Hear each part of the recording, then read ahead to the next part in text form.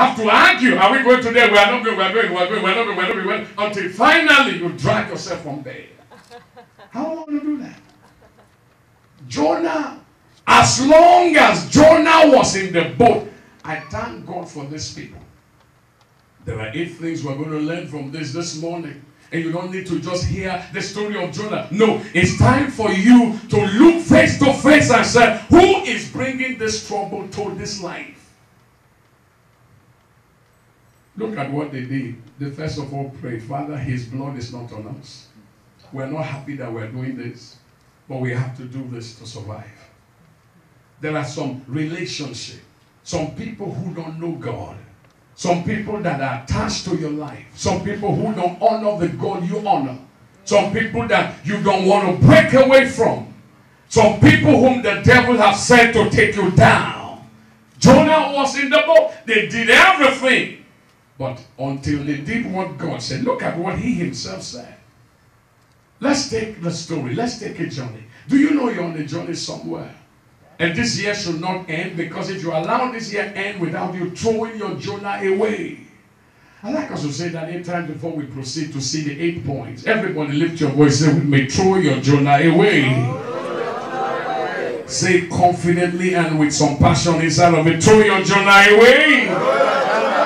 Hold your neighbor, let's do it together 3 more times. Throw your Jonah away. I can't hear you. Throw your Jonah away. Throw this Jonah away. 2 more times. Throw this Jonah into the sea. Now let's say it together. It's time for Jonah to go. Throw Jonah away. I beg you. Look at your neighbor. Because some of you, God has been speaking. You are still holding to Jonah. The reason why you are still where you are is because this Jonah has no destination. He already knew he's running away from God. If anything must start anew for me and you, we must get to the place. They said, let's find out. Point number 1, find out why you are suffering what you are suffering. It's not normal. If you have a husband that is running from God, a wife that is running from God, a brother, a sister that's running from God, and they stay in the house, when you are praying, they are sleeping, you are in trouble.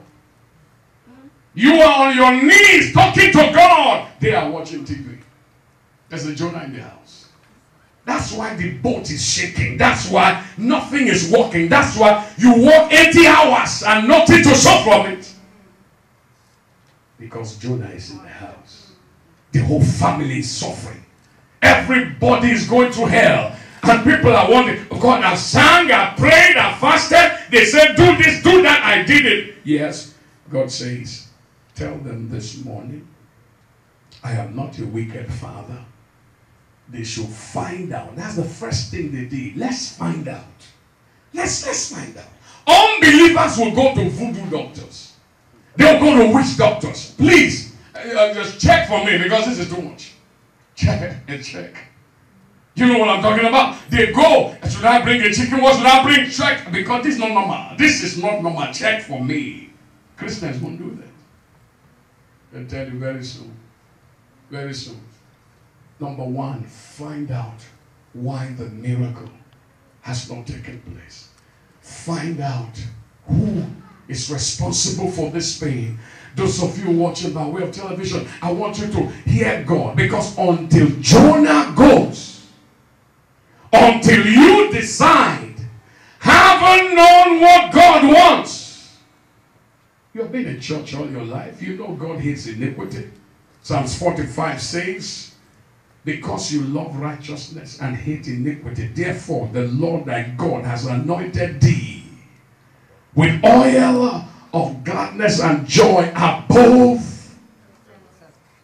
For thou lovest righteousness and hated iniquity. They decided to find out. Hold your neighbor and say, it's time to find out. It's time to find out. You can't be a fool forever. It's time to, why am I going through this hell? Why hasn't God answered me? And while they were finding out, they discovered that someone on board. You know your hands, your mouth, You are a whole body with different parts of your body. And in your own life, apart from the physical friends we will get to later on, in your system, there is something about your body, some part of you that's rocking the boat. Some of you, it could be your mouth. There's nobody you see you don't backbite. It's your mouth that must be destroyed. James wrote about a whole chapter on the mouth. In James chapter 3, he said the mouth is a small part of the body. Miriam and Aaron and all of them spoke against Moses. They used their mouth and their life went into chaos. Because of what they were saying about the man of God, hell broke loose in their house. Find out, find out. And as you get on board, as you begin to find out, why is this so? That everyone has a limitation.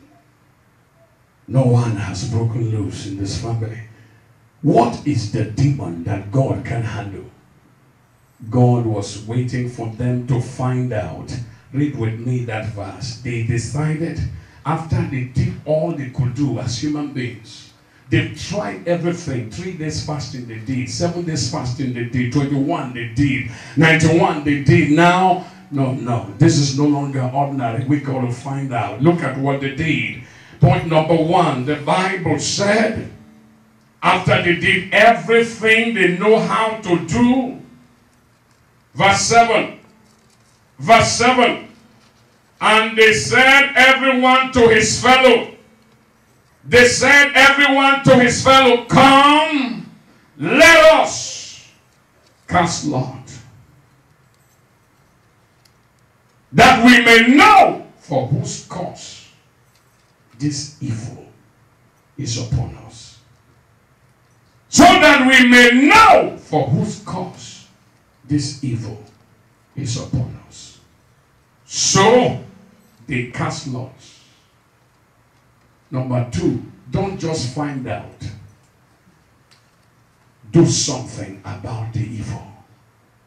So they cast lots. Let us find out. They agreed and they did something to find out. They cast lot. In my own position, how do I cast lots? I'm in the house of God. What do I do? How do I cast lots? Spend time in the presence of God. They decided to find out. Before the end of this month, I want you to do exactly that. You will see.